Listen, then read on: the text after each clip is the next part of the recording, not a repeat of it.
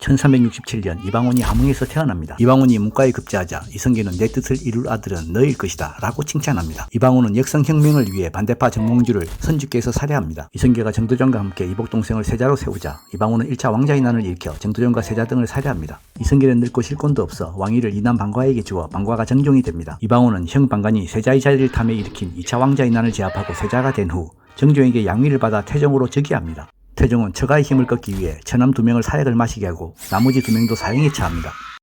태종은 서자방석이 세자가 된 것에 대한 불만으로 서얼근거법을 만들어 조선 500년간 서자의 관직 진출을 막아버립니다. 태종은 세자 양령이 방탕한 생활을 하자 폐위하고 총명한 셋째 충령을 세자로 세웁니다. 이때 충령의 세자 책봉에 반대한 황희를 남원으로 유배를 보냅니다. 태종은 세자빈 소원왕후의 아버지도 모함하여 죽여버립니다. 태종은 세종에게 황희를 불러 쓰라고 말하고는 56세의 폐렴으로 죽습니다.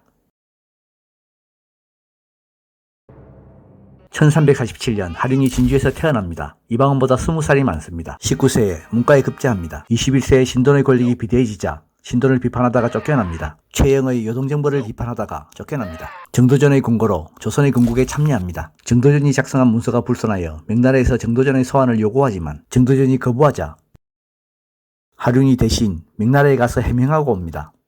이 사건 이후로 정도전과 대립한 후 이방원에게 붙습니다. 이방원이 세자 책봉에 반대해 일으킨 1차 왕자의 난에서 공을 세우고 우의정이 됩니다. 정한군이 태종에 즉위하자 재상의 권한을 약화시킨 육조직계제, 화폐유통을 위한 집회 저하의 발행, 신문고설치 등을 성사시킵니다. 태종은 하륜을 한나라 유방의 색사인 장자방이라고 부릅니다.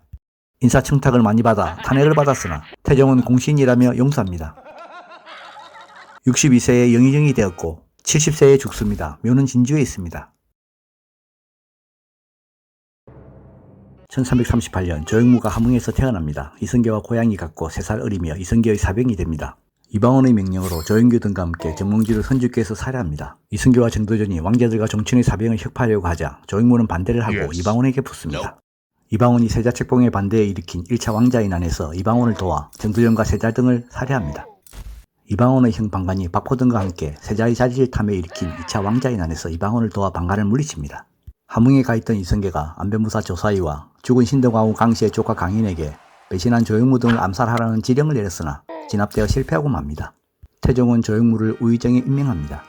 조영무는 병듦을 이유로 사직하고 경기도 광주로 내려갑니다. 조영무가 병으로 죽고 지금의 경기도 광주시 태천면에 안장됩니다. 태천면의 지명은 조영무의 호인 태천을 따서 지은 것입니다. 조영무가 죽은 후 조영무의 아들 조윤이 죄를 지었으나 태종은 공신의 자손이라며 죄를 묻지 않습니다. 1373년 이숙번이 인천에서 태어납니다. 이방원보다 6살이 어립니다. 21세에 문과에 급제합니다. 이방원의 처남들인 민무구 민무질 형제의 주선으로 이방원을 만납니다. 이방원이 세자 책봉에 반대해 일으킨 1차 왕자의 난에서 공을 세우고 2등 공신이 됩니다. 박포가 방관을 충동해 일으킨 2차 왕자의 난에서 박포를 베고 1등 공신이 됩니다. 함흥에 가있던 이성계의 명령으로 죽은 신덕왕후 강씨의 조카 강형과 안변부사 조사이가 일으킨 반란을 진압합니다. 삼정성의 바로 아래 육조판서의 바로 윗직급인 자찬성에 임명되자 자기의 공만 믿고 안암무인으로 횡포를 일으킵니다. 그리고 말썽 많은 양녕대군의 측근들과 친하게 지내자 신하들로부터 탄핵 상소가 올라오고 결국 태종은 이숙번을 함량으로 유배를 보냅니다. 태종은 죽기 전에 세종에게 이숙번은 내가 죽더라도 유배를 풀어주어서는 안됩니다. 고 당부하고 죽습니다. 그 후 함량 유배에서는 풀려나지만 고향에 돌아와 벼슬은 하지 못하고 살다가 68세에 죽습니다. 묘는 경기도 시흥시에 있습니다. 1365년 온경왕후가 개성에서 태어납니다. 이방원보다 2살이 많습니다. 당시의 민씨 가문은 고려말 최고 명문가 집안으로 세력이 강하고 사병도 많았습니다.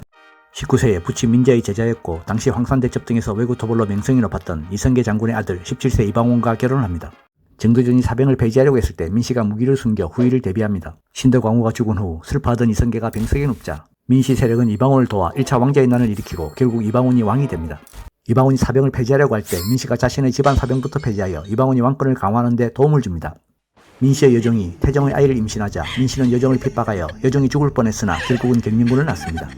민씨의 질투가 심해지고 민씨의 동생들이 당시 말썽을 부리던 세자 양녕대군과 가까이 하자 태종은 처가의 힘을 끊기 위해 처남 2명을 사약을 마시게 하고 나머지 2명도 사형에 처합니다. 온경왕후 민씨는 56세에 말라리아에 걸려 죽어 서울시 서초구 헌릉에 묻힙니다. 2년 후 태종이 죽자 애정의 관계였던 부인 온경왕후 민씨의 능력에 나란히 묻힙니다. 이것으로 마치겠습니다. 감사합니다.